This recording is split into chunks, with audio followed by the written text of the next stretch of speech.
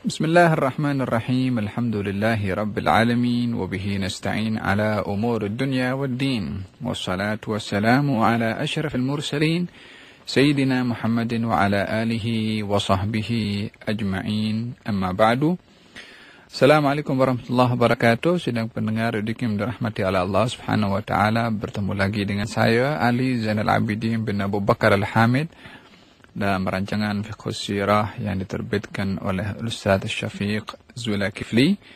Kita sampai kepada siri yang ke-68, bercerita tentang utusan-utusan atau duta ataupun delegasi yang dihantar oleh Rasulullah sallallahu alaihi wasallam membawa surat daripada baginda Rasulullah kepada pemimpin-pemimpin dunia yang berkuasa pada ketika itu demi untuk mengajak mereka memeluk kepada agama Islam, menerima agama Allah Subhanahu wa taala, agama yang universal, agama yang dibawa oleh baginda Rasulullah sebagai mengakhiri kepada seluruh ajaran yang dibawa oleh para anbiya atau para nabi dan rasul sebelum Nabi Muhammad sallallahu alaihi wasallam. Sebelum itu, seperti biasa, kita akan berdoa kepada Allah Subhanahu wa taala sebagai pembuka kepada kelas kita agar supaya Allah Subhanahu wa taala membuka hati kita memahami sirah Nabi Muhammad sallallahu alaihi wasallam.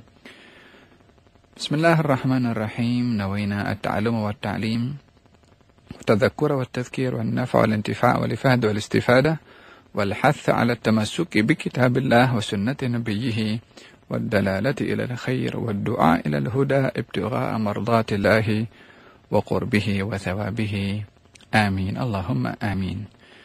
Sidang pendengar dikim dirahmati oleh Allah Subhanahu wa taala, sebagai menyambut seruan Allah Subhanahu wa taala kepada baginda Rasulullah sallallahu alaihi wasallam yang diutusnya baginda Rasulullah adalah untuk seluruh manusia. Wa ma arsalnaka illa kaffatan linnas. Sesungguhnya kami mengutusmu wahai Muhammad, wahai Rasulullah, kaffah, yakni kepada seluruh manusia, seluruh makhluk.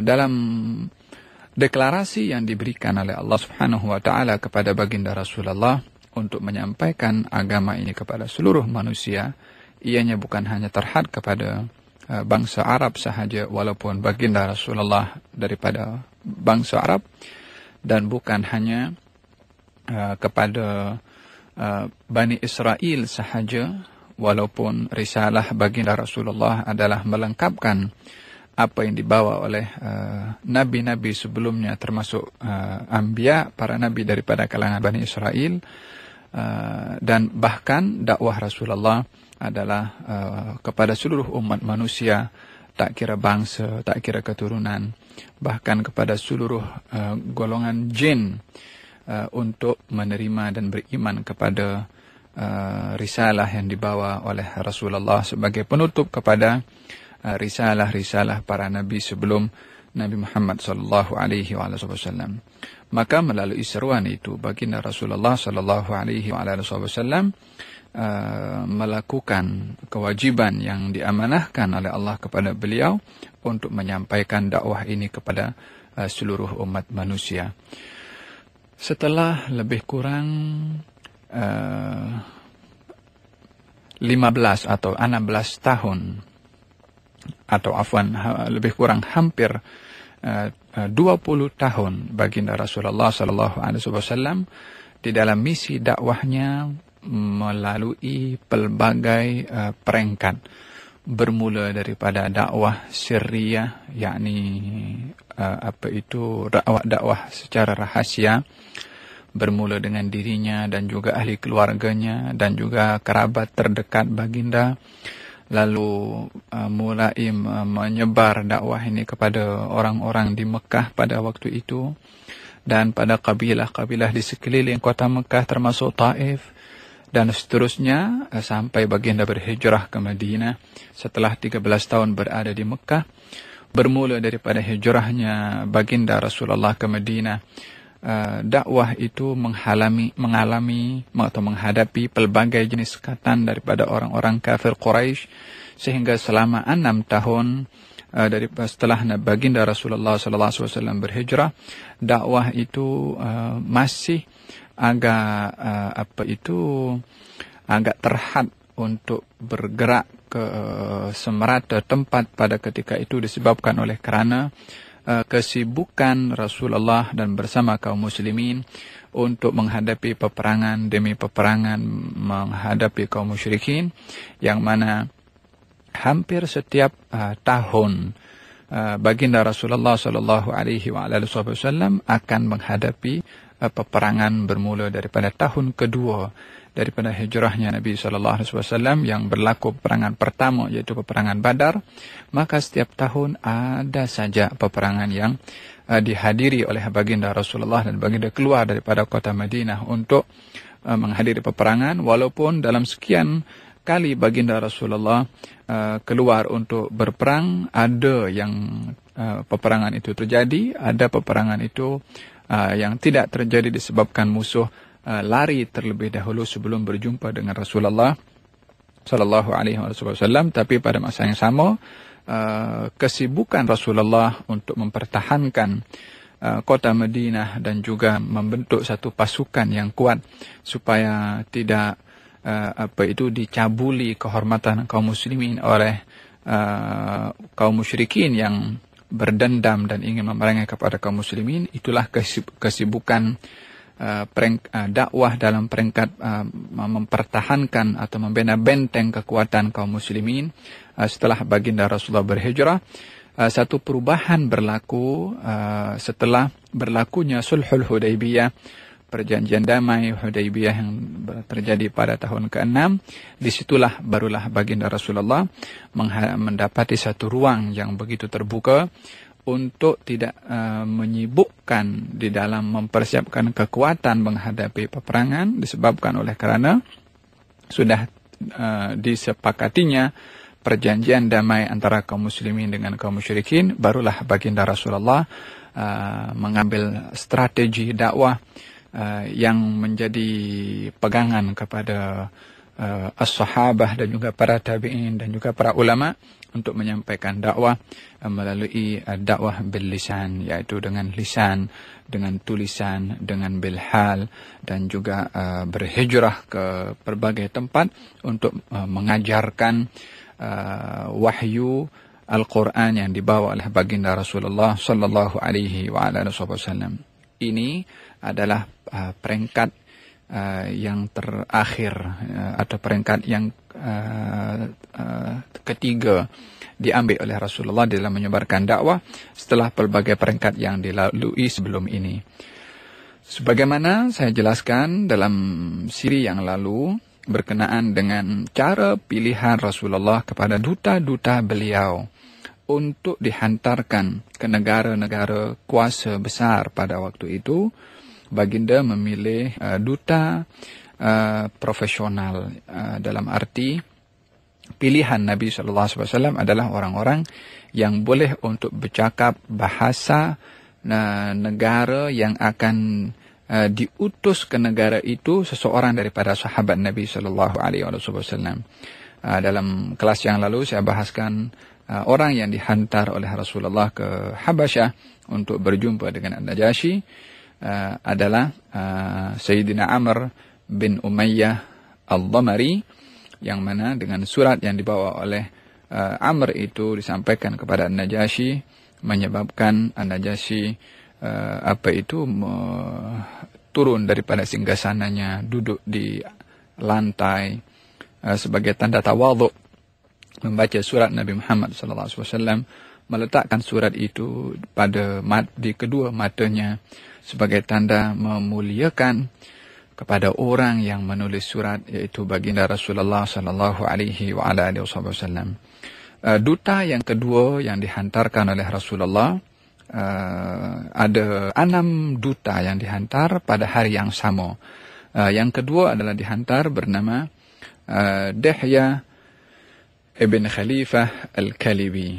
Dihya ibn Khalifah Al-Kalibi salah seorang sahabat Nabi Muhammad sallallahu alaihi wasallam yang dikatakan bahwasanya Sayyiduna Jibril alaihi salam bila mana datang kepada Rasulullah dengan menyerupai seseorang, dikatakan kalau Sayyidina Jibril akan datang dengan menyerupai wajah Dihyah ibn Khalifah al-Kalibi. Satu ketika baginda Rasulullah sallallahu alaihi wasallam bertanya kepada para sahabat tentang menceritakan tentang bagaimanakah wajah Nabi Musa, kemudian wajah Nabi Isa, diberikan perumpamaan siapakah orang-orang yang mirip dengan Nabi Musa, siapakah orang-orang yang mirip dengan Nabi Isa, siapakah orang-orang yang mirip dengan Nabi Ibrahim, yang mana baginda Rasulullah bersabda orang yang mirip dengan Nabi Ibrahim adalah Nabi kamu, yaitu Nabi Muhammad SAW, yang wajahnya menyerupai wajah Sayyidina Ibrahim Khalilullah, Nabi Ibrahim alaihi wa ala nabiyina afdhalus salatu wassalam. Lalu baginda bertanya, tahukah kamu wajah Jibril alaihi salam? Maka baginda menjawab bahwasanya Jibril adalah wajahnya menyerupai Dihyah, yakni sahabat Nabi. Tentunya adalah bila mana Jibril datang dengan menunjukkan perawakannya atau rupanya dalam bentuk manusia, maka menyerupai wajah Sayyiduna Dihyah ibn Khalifah al-Kalibi.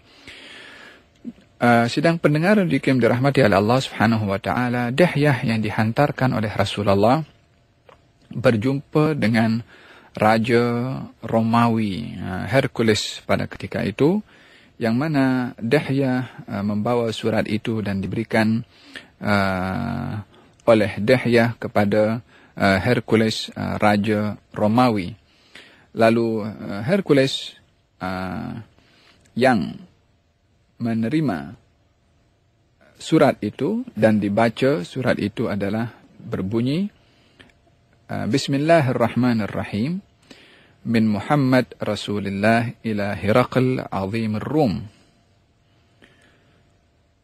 Salamun ala man ittaba'al huda, amma ba'du, fa inni ad'uka bidi'ayatil Islam, aslim taslam, wa aslim yu'tika Allah ajraka marratain, wa in tawallaita fa inna alayka ithmul arisiyin. Wa ya ahlal kitab ta'alu ila kalimatin sawa'in bainana wa bainakum alla na'budu illa Allah wa la nusyrika bihi syai'an wa la yattakhidhu ba'duna ba'dan arbaban min dunillah fa in tawallaw faqulu shahadu bi anna muslimun. Isi kandungan surat Rasulullah sallallahu alaihi wasallam adalah Bismillahirrahmanirrahim daripada Muhammad Rasulullah kepada Hercules Azimur Rum, Raja Romawi. Salamun ala man ittaba'al huda. Ucapan salam bagi sesiapa yang mengikuti petunjuk dan hidayah.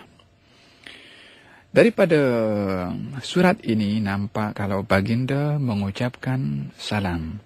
Hanya ucapan salam itu tidak disertai dengan warahmatullahi wabarakatuh, rahmat Allah dan keberkatan, disebabkan oleh kerana rahmat Allah diberikan kepada orang-orang yang beriman, dan demikian juga berkah Allah seperti mana dalam Al-Quran, warahmatullahi qaribun minal muhsinin, dan rahmat Allah dekat kepada orang-orang yang berbuat ihsan. Maka dalam hal ini baginda Rasulullah hanya menyebutkan salam sahaja bagi sesiapa yang mahu menerima hidayah. Terdapat berbagai pandangan ulama di dalam mengucapkan salam kepada orang bukan Islam. Permasalahan yang menjadi pokok masalah dalam ucapan salam itu adalah bila mana disertai dengan warahmatullahi wabarakatuh.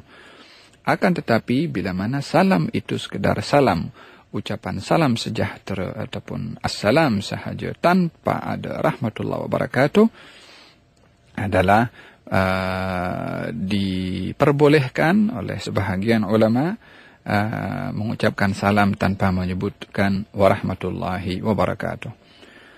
Salamun ala man ittaba'al huda amma ba'du.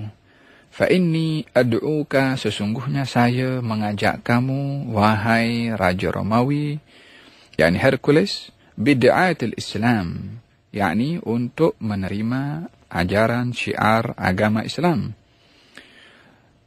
Aslim taslam, masuklah kamu kepada agama Islam, kamu akan selamat.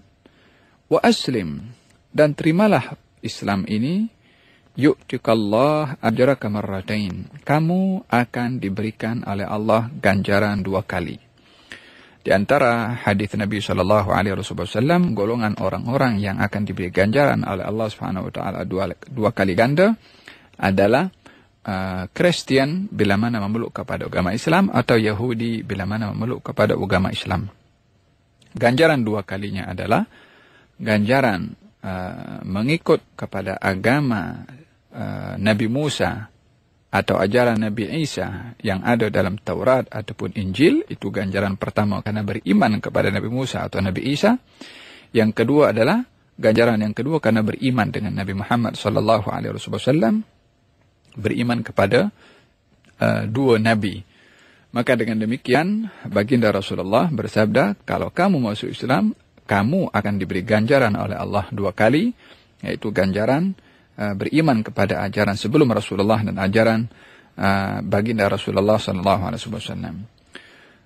Pada masa yang sama baginda mengingatkan, wa in tawallaita, tetapi bila mana kamu berpaling, fa inna 'alaika ithmul arisiyin, maka kamu akan menanggung dosa orang-orang al-arisiyin.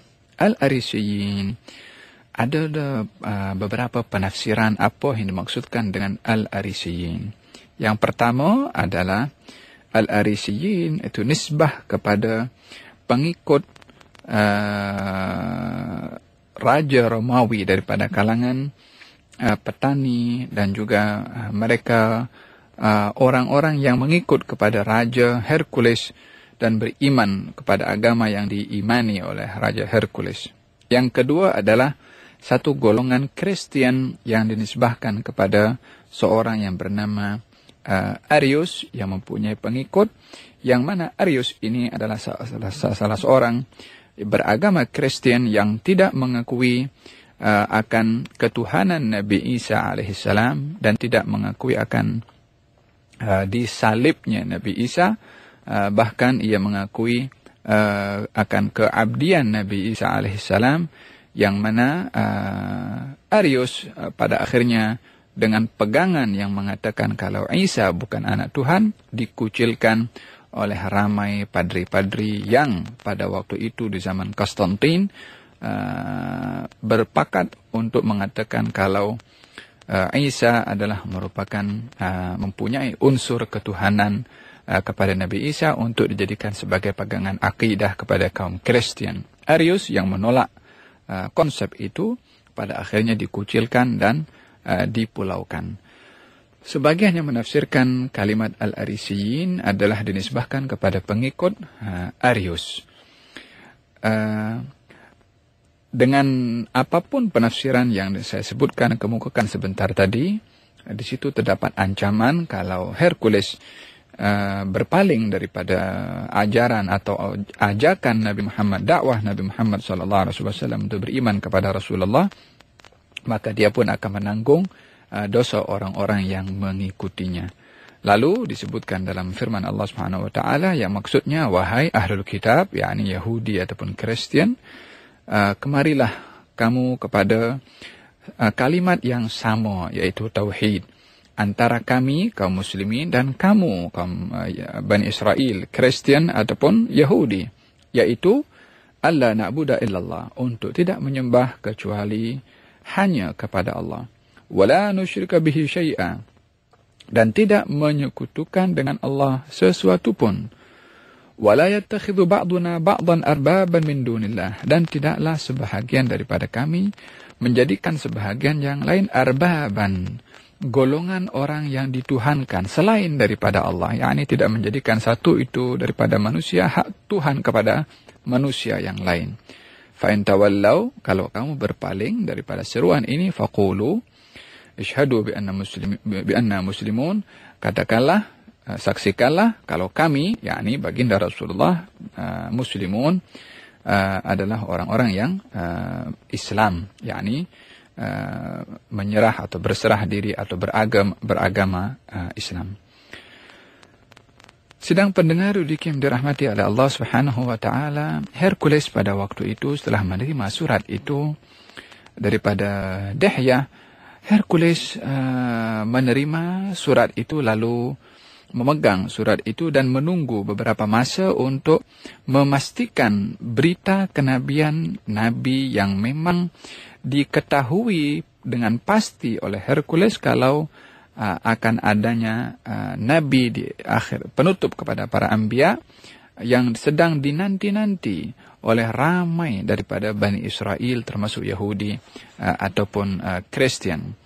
Untuk memastikan kebenaran Nabi Muhammad SAW dan bukti sudah diutusnya beliau itu atau tidak, maka Hercules pada waktu itu menyuruh beberapa tentera untuk menjemput kafilah yang datang daripada Mekah untuk singgah ke istana Hercules dengan dijemput dalam satu jamuan makan. Dan itu tentunya kebiasaan orang-orang Quraisy pada waktu itu adalah berniaga di negeri Asyam.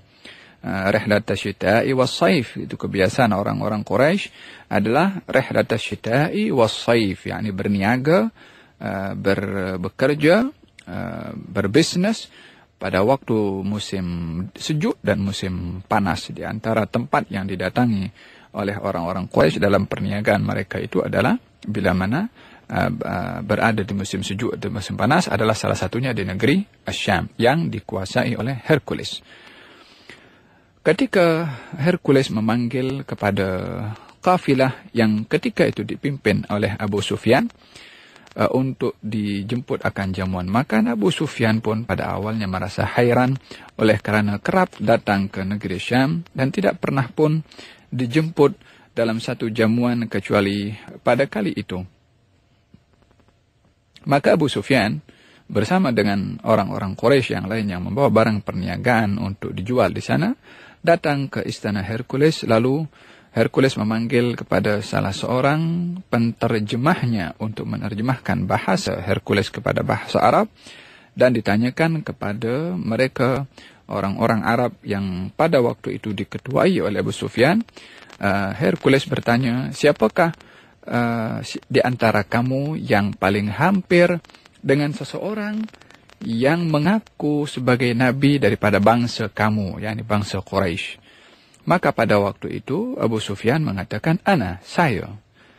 Maka Hercules mengatakan kepada penterjemahnya supaya mendekatkan diri Abu Sufyan berhampiran dengan Hercules dan disuruh duduk di hadapan Hercules, sementara sahabat-sahabat Abu Sufyan atau pengikut ataupun orang-orang yang bersama dengan Abu Sufyan dalam kafilah itu diperintahkan untuk duduk di belakang Abu Sufyan.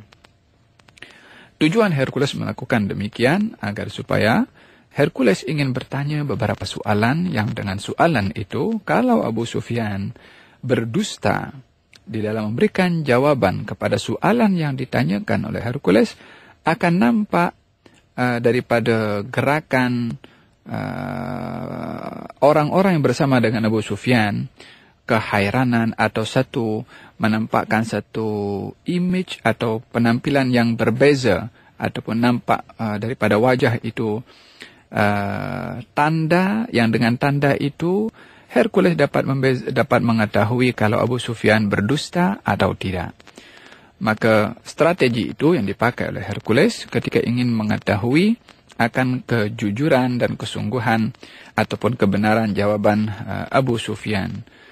Yang mana Abu Sufyan pada waktu itu yang belum lagi memeluk kepada agama Islam berkata, demi Allah kalau bukan oleh kerana takut menanggung malu saya berdusta ketika ditanya oleh Hercules, saya akan berdusta, katanya. Akan tetapi Abu Sufyan pada waktu itu tidak berdusta disebabkan oleh kerana khawatir menanggung malu dengan berdusta, yang itu adalah merupakan perkara yang mengaibkan kepada diri seseorang bila mana berdusta. Sidang pendengar yang dirahmati oleh Allah Subhanahu wa taala, lalu Hercules menanyakan beberapa soalan kepada Abu Sufyan berkenaan dengan nasabnya. Diberitahukan kalau nasabnya itu adalah berasalkan daripada nasab yang mulia. Kemudian ditanya, adakah kamu mendakwa dia sebagai pendusta sebelum dia mengaku dirinya sebagai nabi? Maka Abu Sufyan menjawab, tidak, kami tidak pernah mendakwa dia sebagai pendusta. Memang baginda Rasulullah dikenali sebagai Al-Amin, yakni orang yang jujur. Lalu Hercules bertanya lagi tentang asal-usul keturunannya. Adakah daripada keturunannya itu daripada keluarga diraja yang sekarang dia tidak lagi menjadi raja? Abu Sufyan mengatakan tidak. Maka Hercules mengatakan kalau daripada keturunannya atau nenek moyangnya itu adalah daripada keluarga diraja, maka mungkin saja dia mengaku nabi mungkin akan menuntut kerajaan yang dimiliki oleh keturunannya, akan tetapi kamu mengatakan dia bukan keturunan raja, maka tidak mungkin menuntut sesuatu kerajaan. Dan kamu katakan dia adalah mempunyai nasab yang baik, maka demikianlah para nabi tidak diutus oleh Allah kecuali nasabnya adalah daripada keturunan yang baik. Dan saya tanya kamu, adakah kamu mendakwa dia pendusta sebelum ia mengaku dirinya sebagai nabi? Kamu jawab tidak. Maka saya katakan tidak mungkin dia akan berdusta kepada Allah sementara dia tidak berdusta pun kepada kamu. Demikian jawaban daripada Hercules kepada beberapa soalan yang ditanyakan kepada Abu Sufyan. Soalan yang berikutnya ditanya, adakah jumlah pengikutnya orang-orang bertambah ataupun berkurang? Dijawab oleh Abu Sufyan semakin bertambah. Hercules mengatakan demikian, para pengikut Rasul itu adalah semakin bertambah. Hercules bertanya kepada Abu Sufyan, yang mengikut itu daripada kalangan orang-orang bangsawan ataupun daripada kalangan orang-orang yang lemah dan miskin? Abu Sufyan menjawab daripada kalangan orang-orang yang miskin. Maka diberitahukan demikian juga pengikut para Rasul itu adalah bermula daripada kalangan orang-orang yang miskin. Kemudian ditanya, adakah di antara mereka yang beriman keluar daripada ajaran yang dibawa oleh orang yang mendakwa dirinya Nabi? Abu Sufyan mengatakan tidak. Maka Hercules mengatakan demikian juga iman itu bila mana masuk ke dalam hati seseorang, maka tidak akan keluar daripada hati seseorang yang sudah masuk ke dalamnya cahaya dan juga manisnya al-iman. Abu Sufyan ditanya lagi, adakah dia pernah berkhianat? Abu Sufyan menjawab tidak pernah. Hercules menjawab demikian juga para Rasul tidak pernah berkhianat. Ditanya balik Abu Sufyan, adakah kamu memerangi kepadanya? Abu Sufyan menjawab, ya, dan peperangan antara kami dengan dia sijal, yakni terkadang dia menang, terkadang kami menang, yakni macam tu. Yakni tidak selalunya salah satu daripada kaum muslimin ataupun kaum musyrikin sentiasa berada dalam keadaan menang, dan demikian memang beberapa peperangan kaum muslimin menang dan ada beberapa peperangan yang kaum muslimin kalah. Lalu Hercules bertanya balik, apa yang dia itu ajak kepada kamu? Apa yang dia dakwahkan kepada kamu? Abu Sufyan menjawab, kalau dia mengajak kepada kami untuk tidak menyekutukan Allah dan hanya menyembah kepada Allah dan meninggalkan apa yang disembah oleh dan keturunan atau nenek moyang kami, dan mengajak kepada kami untuk salat, berkata jujur, menjaga kehormatan, menepati janji, dan juga mengembalikan amanah menjadi hak kepada orang lain. Maka Hercules mengatakan ini adalah merupakan sifat-sifat Nabi yang saya sudah baca dalam kitab saya, yakni dalam kitab Al-Injil.